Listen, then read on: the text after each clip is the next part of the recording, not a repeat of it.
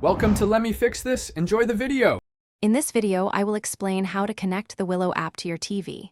First, make sure both your smart TV and your mobile device are connected to the same Wi-Fi network.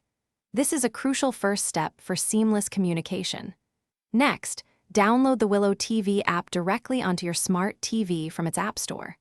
Simultaneously, install the Willow app on your smartphone or tablet from its app store. Now that both apps are installed, open the Willow app on your smart TV and on your mobile device. Your TV screen should display a unique 6-digit pairing code.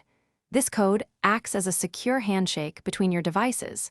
Carefully enter this exact 6-digit code into the designated field within the Willow app on your smartphone or tablet. This step establishes the connection.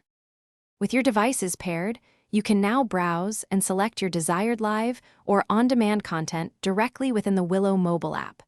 Once you've found something to watch, simply tap the cast icon.